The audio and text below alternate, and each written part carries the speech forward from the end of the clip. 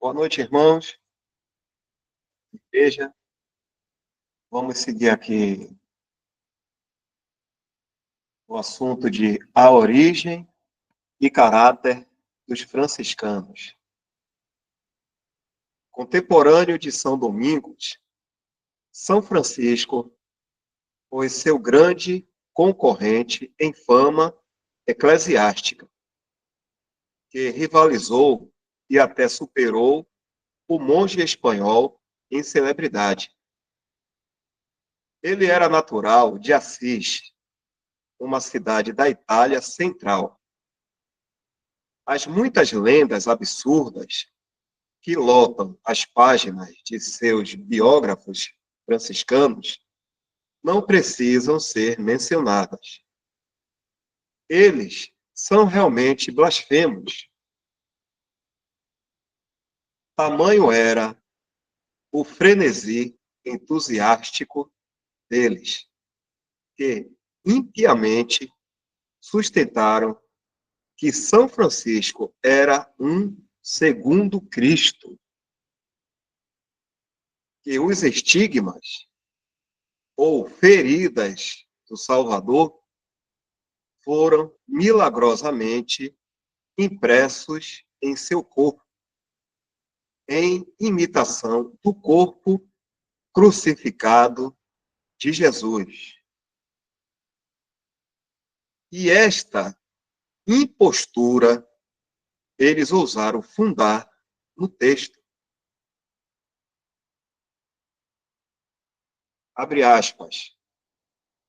Desde agora ninguém me inquiete, porque trago no meu corpo as marcas do Senhor Jesus. Fecha aspas. Gálatas 6, versículo 17.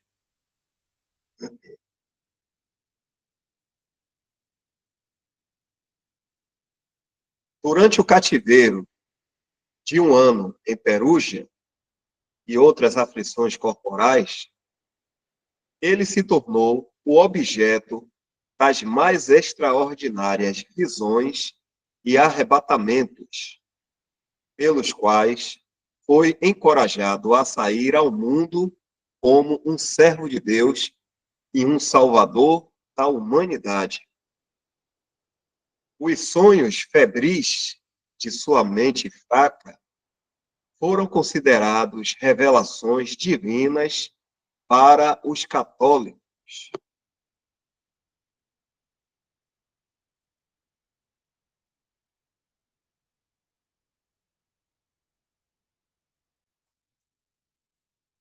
Francisco, então, começou a falar misteriosamente sobre sua futura noiva.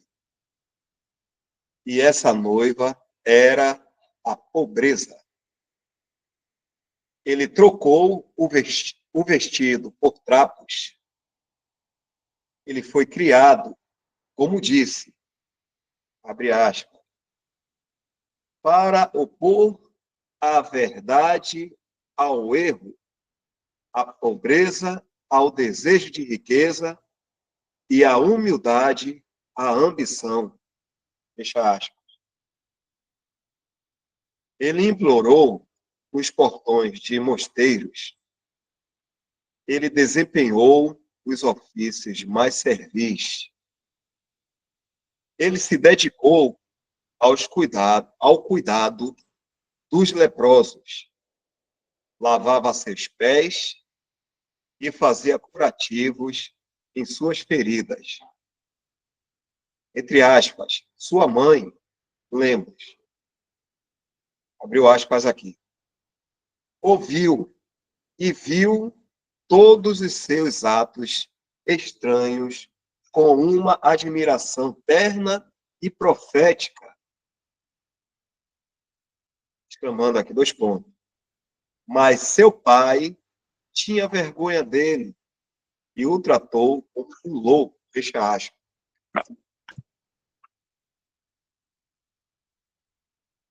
Mas, embora a princípio ele fosse ridicularizado e agredido nas ruas de Assis, ele foi acreditado pela igreja abrigado pelo bispo e logo seguido por uma multidão de imitadores. Francisco estava, então, abertamente casado com a pobreza por um juramento que nunca seria quebrado. E deveria ser pobreza em sua forma mais baixa, mais baixa.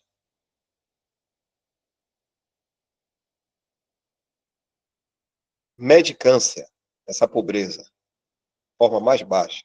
Mendicância.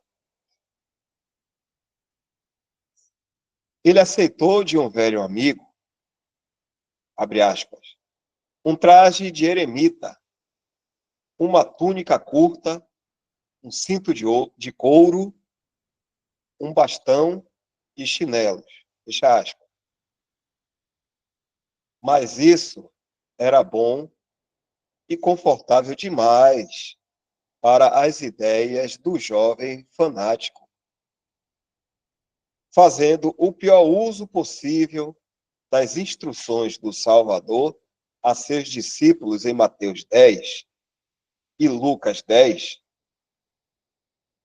ele jogou fora tudo o que tinha, exceto uma túnica grossa, cinza escuro, que amarrou em volta dele com uma corda e saiu pela cidade, chamando todos ao arrependimento.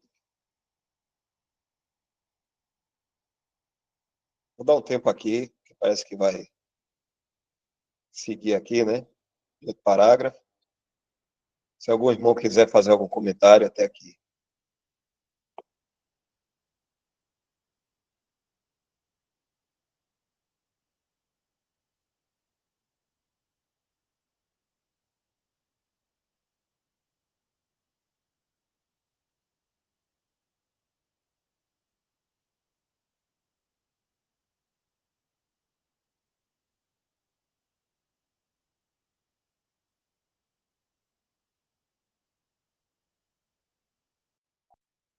A pior coisa que a gente pode fazer para nós mesmos, a gente precisa tomar muito cuidado, é o mau uso das escrituras. A própria palavra manda que a gente divida muito bem a própria palavra de Deus. Porque na palavra de Deus lá tem algo que foi falado em uma determinada época para um povo, em determinadas circunstâncias, o porquê, para quê daquilo. Existem coisas que foram faladas já para outra época, para um determinado povo. Existem coisas individuais também. Muitos exemplos para que a gente não incorra em erros que aconteceram lá. Acertos para que a gente se apegue e imite esse acerto. Existe coisa, vou falar algo que eu penso, né? Muitas vezes a pessoa usa um versículo aí que Paulo diz assim: combati o bom combate, acabei a carreira, guardei a fé, agora o Senhor, o justo juiz, me dará a coroa. Assim como muitos também que amam a sua vida. Aí quando alguém, às vezes, acontece de sair daqui do mundo, a pessoa pega e usa isso aí. A combater o bom combate. A pessoa combateu um bom combate porque viu lá na palavra, mas ali é Paulo falando dele.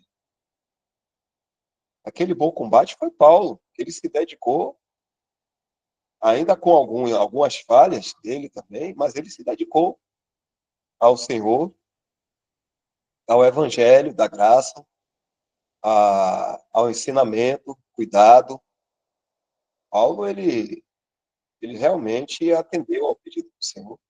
E é por isso que ele chega no final, ele fala isso. Até mesmo porque Paulo ele se considera o maior dos pecadores por ter perseguido a igreja. Mas, pela misericórdia do Senhor, ele foi recebido com graça. É também do Senhor. Então as pessoas ficam pegando, às vezes, versículos para ficar utilizando como se fosse algo corriqueiro na nossa vida. Isso é um perigo muito grande.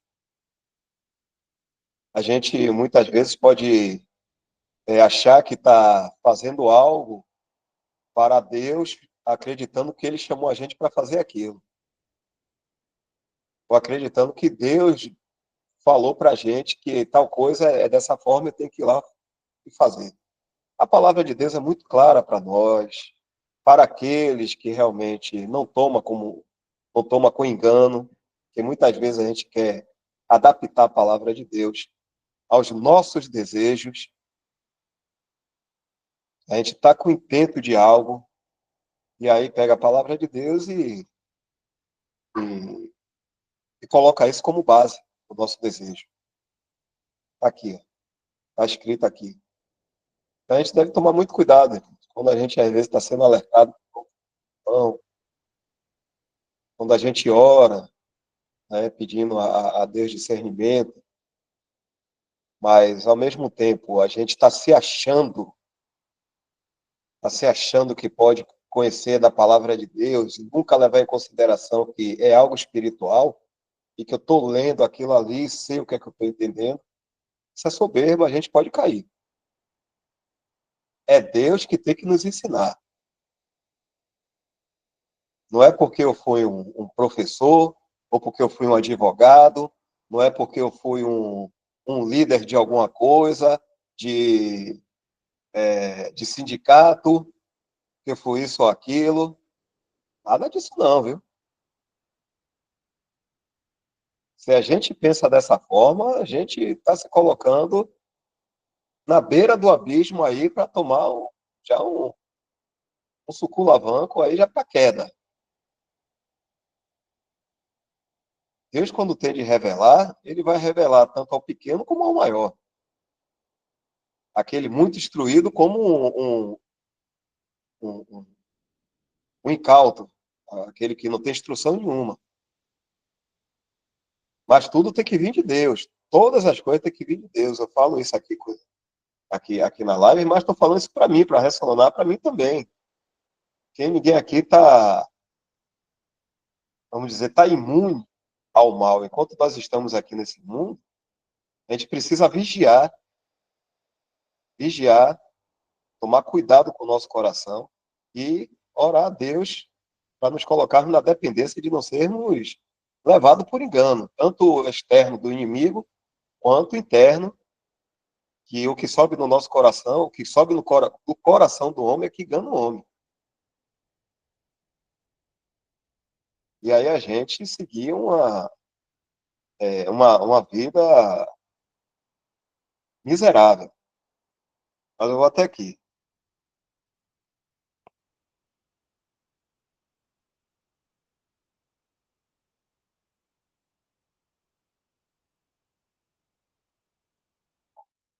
Vou seguir aqui. Essa piedade ou fanatismo estranho, mas fervoroso, naquele período, naquele período de sombria superstição e ignorância, não poderia deixar de despertar o zelo de outras pessoas. A essência do Evangelho, ensinado por Jesus Cristo, afirmava ele, consistia na mais absoluta pobreza de todas as coisas. É ele que está dizendo, né? Que não havia caminho seguro para o céu, a não ser pela destruição de todos os bens terrenos. Abre aspas. Os que se maravilharam passavam à admiração, da admiração para a emulação, e da emulação a seguir cegamente seus passos. Discípulos, um por um, começaram a se reunir em torno dele. Ele se retirou com eles para um local solitário na curva do rio chamado Rivo Torto. Só poderia ter esse nome, Torto. Faltava uma regra para a jovem irmandade. Os evangelhos foram abertos. Francisco leu 3 textos. 1. Se queres ser perfeito, vai, vende tudo o que tens e dá-o aos pobres. 2. E ordenou-lhes que nada tomassem para o caminho.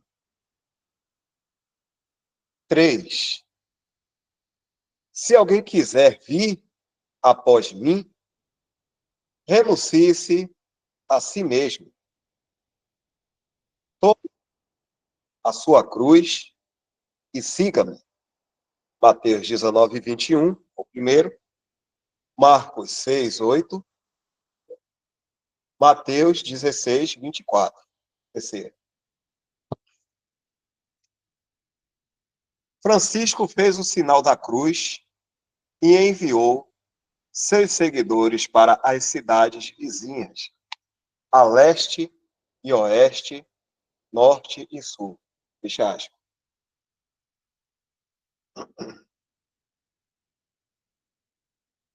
Tal foi a origem e tal o caráter das novas ordens, embora um tanto diferentes, em sua primeira constituição. Eles eram quase semelhantes em caráter e até mesmo em confissão da fé. E iniciaram a mesma carreira com quase os mesmos objetivos em vista e os mesmos princípios de ação. Pregadores itinerantes, sob o voto de pobreza, caracterizavam ambos. Em sua identificação com o mais baixo da humanidade, eles estavam inteiramente de acordo. O inimigo viu o que os pobres homens de Lyon, os valdenses, estavam fazendo. E esses seriam os pobres homens do papado, que iriam enfrentar os hereges em seu próprio terreno e superá-los em pobreza, humildade, trabalho e sofrimento.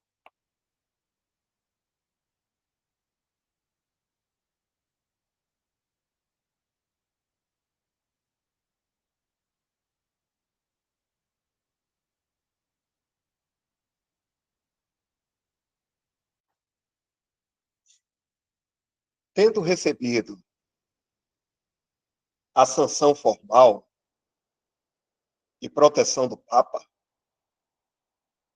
Francisco enviou seus seguidores, jurados ao serviço de Deus, à extirpação dos hereges, à castidade, pobreza e obediência. José Nilton, você pode continuar? Nossa, tranquilo. Vamos lá, irmão. Dando continuidade aqui à fala do irmão Dal. Acerca até do primeiro comentário que foi feito aí pelo irmão, é interessante que nós possamos conhecer 3 características que, independente de qual seja o grau de instrução da pessoa, o que não pode ocorrer é deixar levar-se pela concupiscência da carne, a concupiscência do espírito e a soberba da vida. Então, essas 3 características foram justamente as que derrubaram o o adversário, né? E outra coisa que o cristão tem que entender sobre essa circunstância é a chamada,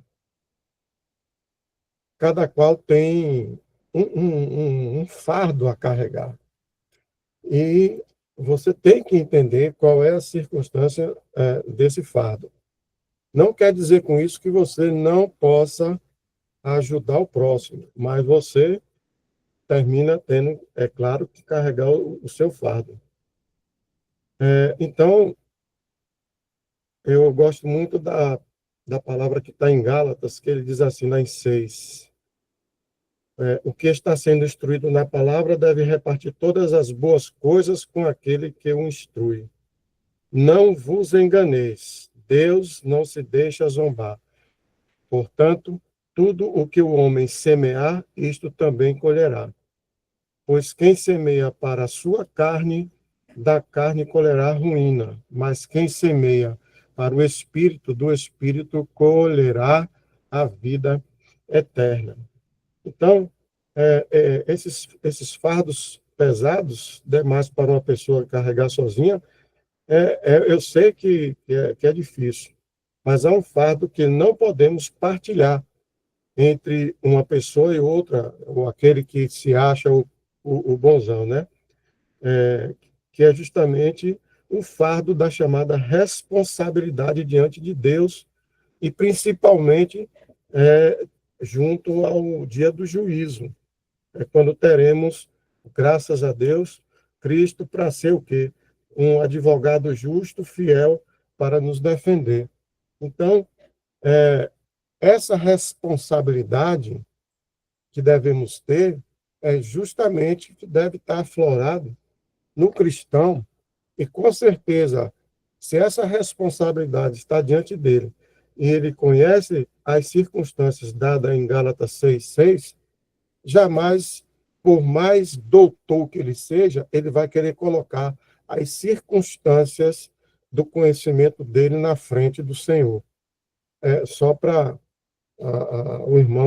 os irmãos entenderem essa questão. Chama-se responsabilidade diante de Deus. Se você é irresponsável, é claro que você vai tentar agir de toda soberba que você pode encontrar para agir.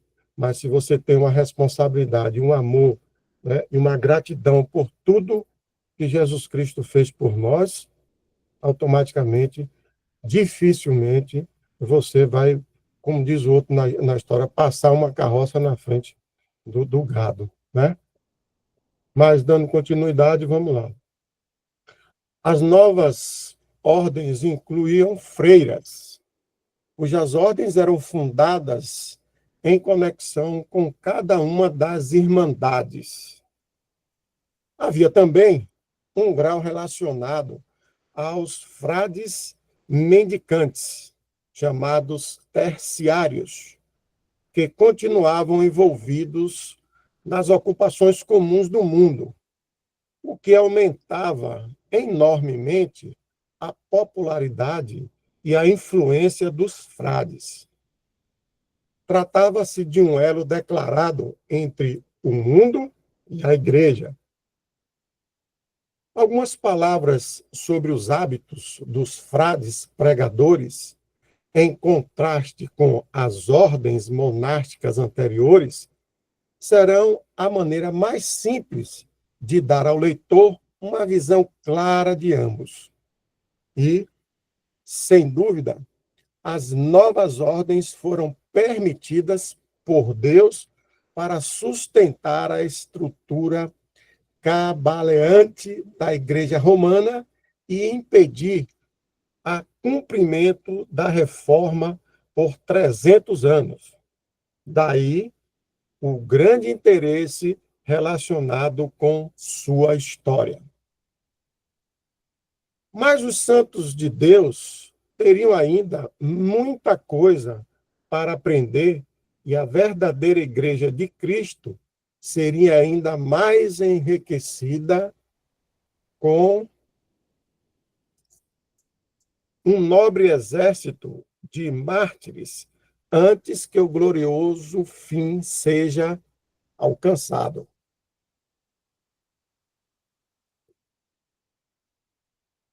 Novo item: as primeiras ordens monásticas e as posteriores. Temos plena consciência de que todos os sistemas humanos devem ser examinados pela palavra de Deus se quisermos compreender corretamente seu verdadeiro caráter. Não é contrastando o último com o anterior que podemos descobrir o quão longe eles podem ter se distanciado da mente do Senhor. A palavra do Deus vivo, pela qual todos serão finalmente julgados, deve ser nosso único padrão agora. Pouco importa quais melhorias podem ser encontradas em um sistema em comparação com outro, se ambos são o resultado de invenção humana. Isso é verdade para todas as pessoas e também para todos os sistemas. A palavra de Deus deve ser a única regra do cristão e o próprio Cristo a única cabeça e centro, poder e autoridade no sistema que ele possui. A igreja, a Assembleia de Deus. Mas, como em diferentes ocasiões, examinamos as Escrituras sobre esses pontos. Iremos agora, em poucas palavras, falar sobre a diferença entre os sistemas monásticos anteriores e posteriores. O principal, senão o objetivo exclusivo dos primeiros eremitas, anacoretas e ascetas de todos os nomes, era a sua própria perfeição religiosa. A instrução ou salvação de outros não fazia parte de seu credo. O isolamento do mundo perigoso e a reclusão em alguma cela solitária, com todas as suas privações, eram considerados necessários para esse fim. À medida que o halo da santidade deles atraía e seduzia outras pessoas, foram construídas casas e cultivadas grandes extensões de terra para as necessidades desta vida. Esses pequenos começos muitas vezes se tornaram os assentamentos mais imponentes de um país. E durante a longa e escura noite da Idade Média, com sua barbárie e feudalismo, os mosteiros frequentemente se mostravam uma grande misericórdia para os doentes, os pobres e os viajantes. Todos devem reconhecer este fato com gratidão. Durante os 5 ou 6 séculos que se seguiram à subversão do Império Ocidental, o sistema monástico tornou-se um poderoso instrumento para corrigir os vícios da sociedade e proteger as classes mais baixas da opressão sem lei do senhor feudal. Hospitalidade ou o entretenimento de estrangeiros e peregrinos era um dos usos importantes dos mosteiros naquele tempo.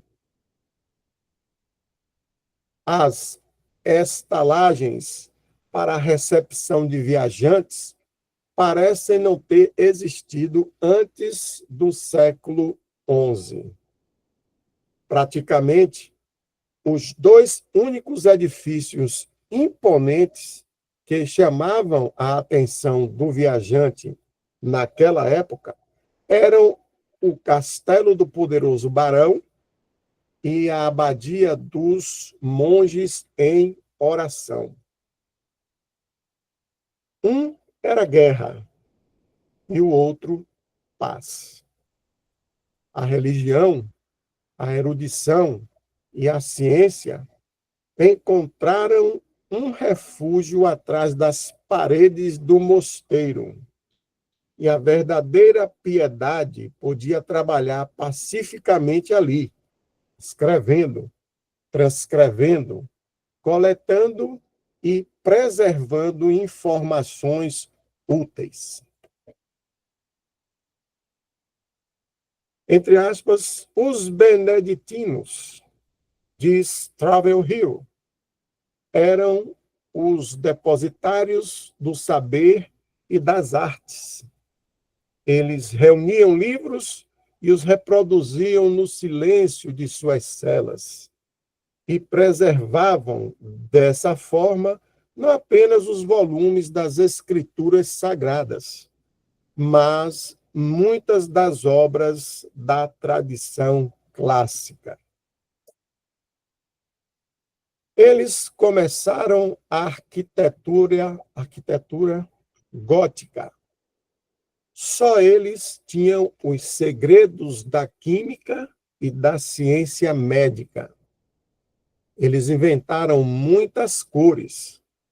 Foram os primeiros arquitetos, artistas, pintores de vidro, entalhadores e trabalhadores de mosaico nos tempos medievais. Foi um sistema poderoso e fez um bom trabalho no mundo, mas seguiu o caminho de coisas e instituições humanas. Ficou intoxicado com seu poder, cegado por seu próprio esplendor e corrompido por sua própria riqueza. Seus abades tornaram-se avarentos, seus monges voluptuosos. Eles perderam sua simplicidade original.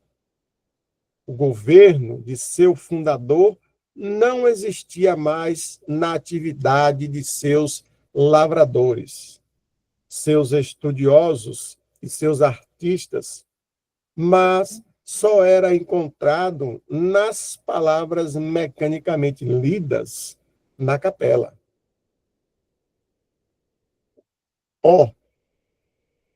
Tem a exposição if supported and noted, ou seja, se anotaram os suportes.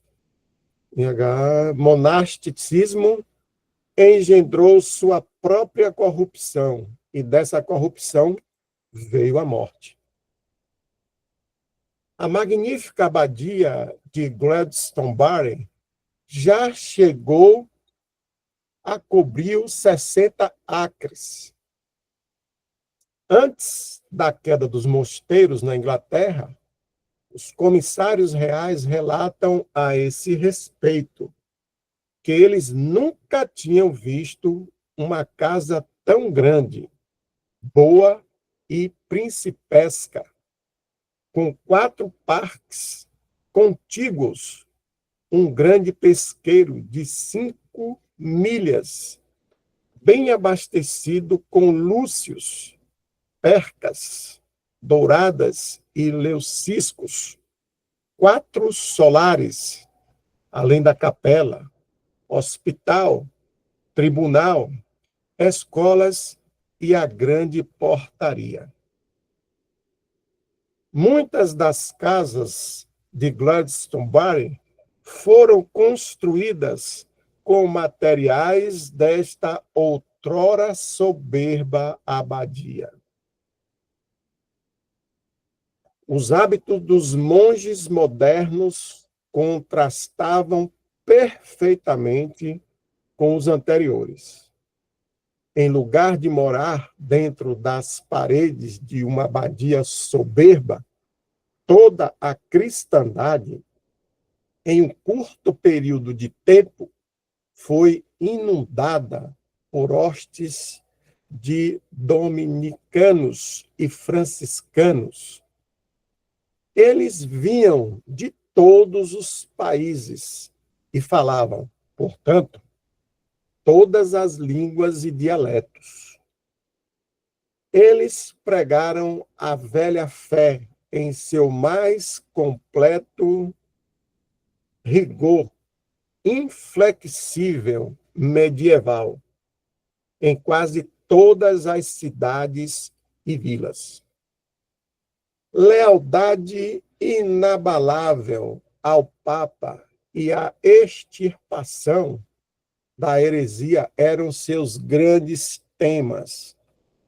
E os pontífices, em troca, os protegiam e conferiam a eles os mais altos privilégios e vantagens.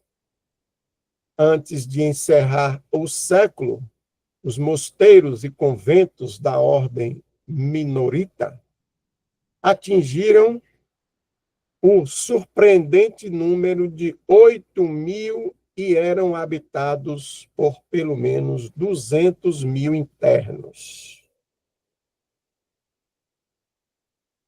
A apostasia dos medicantes. Vou dar um tempinho aqui para ver se algum irmão quer fazer algum comentário acerca do texto lido neste momento.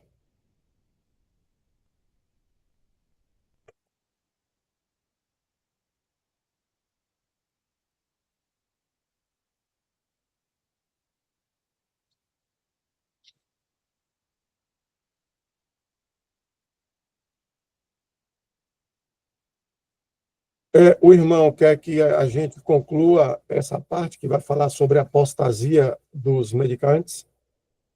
Seria interessante? Como já são 21, já, só um minuto aqui, já teve informação boa aí suficiente, né? Esses absurdos aí. Acho que a gente pode parar, né? Aqui agora. E deixar para a próxima semana, se eu partir daí, porque vai entrar no outro capítulo. Para mim, tudo bem. Eu gostaria apenas de...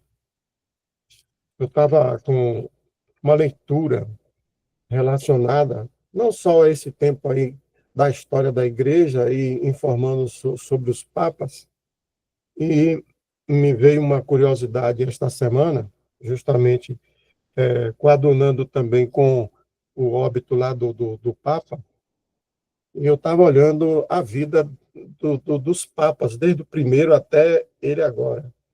E não foi brincadeira, não. Eu me lembrei de uma expressão chamada sazonal. Você tem subidas, parecendo montanha-russa, né? Subidas e descidas, situações que realmente dá calafrios, às vezes, sobre a vivência daquelas pessoas junto com o papado daquela época e que veio até nossa era, vamos dizer assim. São duras as situações. E uma coisa interessante que ficou assim na minha cabeça, que eu boto aí para os irmãos até raciocinar, é que na circunstância da escolha do primeiro, foi um fato levado em consideração da ordem divina, que foi justamente a circunstância de Pedro. No entanto, a partir daí, houveram basicamente as circunstâncias de nomeação só humana.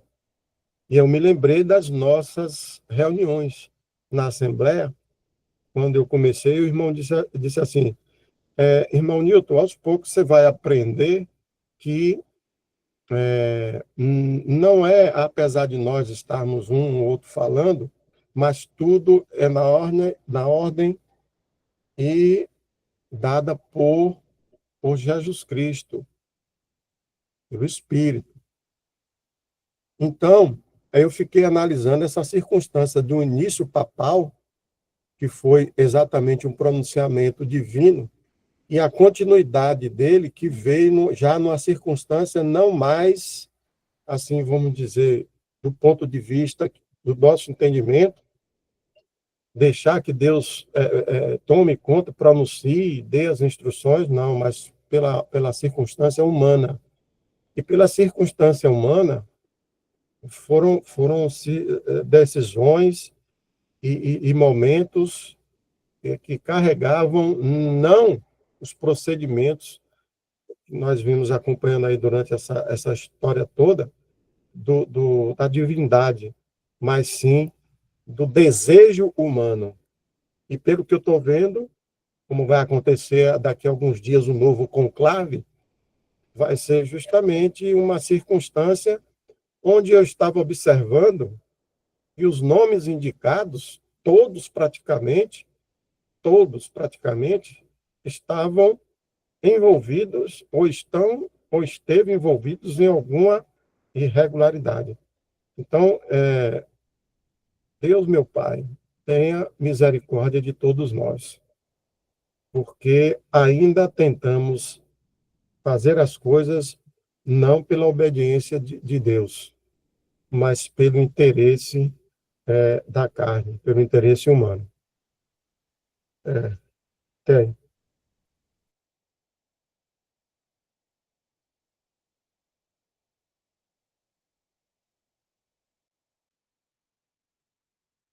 Jefferson, você pode agradecer?